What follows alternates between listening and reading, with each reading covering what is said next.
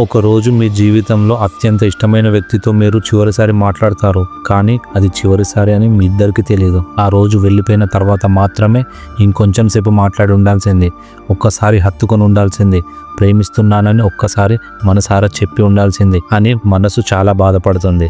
ఈ వీడియో మరణం గురించి కాదు, భయం గురించి కాదు, మన జీవితంలో అత్యంత విలువైన వ్యక్తికి ఆలస్యం కాకముందే చెప్పాల్సిన మాటల గురించి.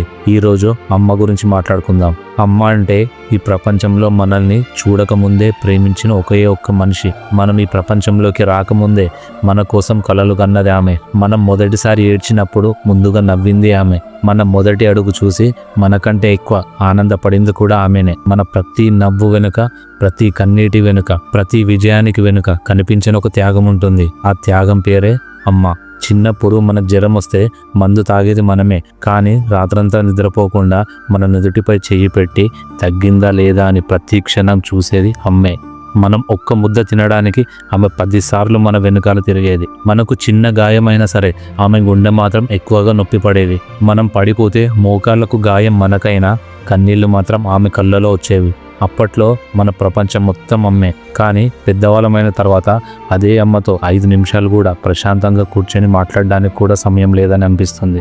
ఒక్కసారి ఆలోచించండి, ఈరోజు మీరు ఉన్న ఈ స్థాయికి రావడానికి ఎవరో ఒకరు తమ జీవితంలో ఎన్నో కోరికలను నిశ్శబ్దంగా వదులుకున్నారు. అమ్మ చేసిన త్యాగాలకు విలువ కట్టగలమా? అమ్మ చేసిన ప్రతి త్యాగానికి మనం తిరిగి ఏమి ఇవ్వలేం, కానీ ప్రేమను మాత్రం ఇప్పుడే చెప్పొచ్చు.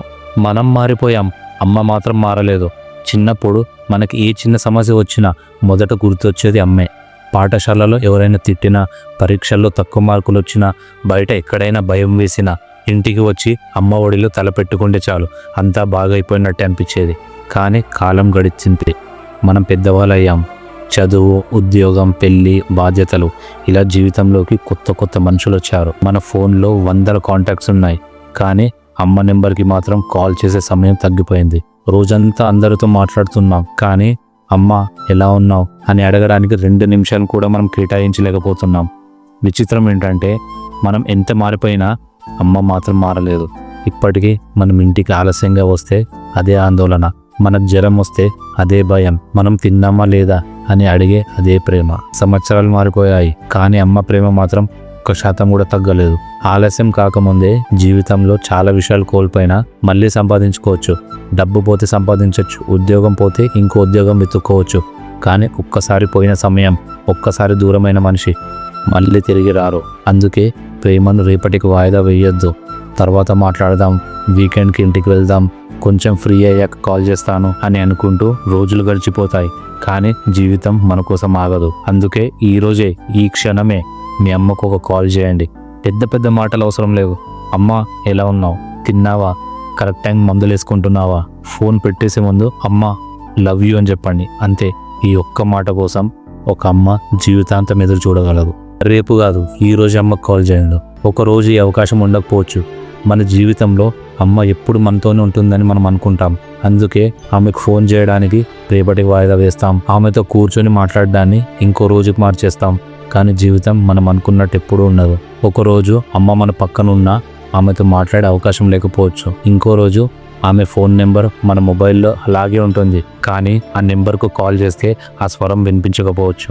అప్పుడే మనకు గుర్తొస్తాయి మనం చెప్పని మాటలు, కేటాయించని సమయం, ఏదైతే చెప్పాలనుకున్నామో అది చెప్పలేకపోయామని ఆ బాధను నువ్వెంత డబ్బు సంపాదించినా తీర్చలేదు.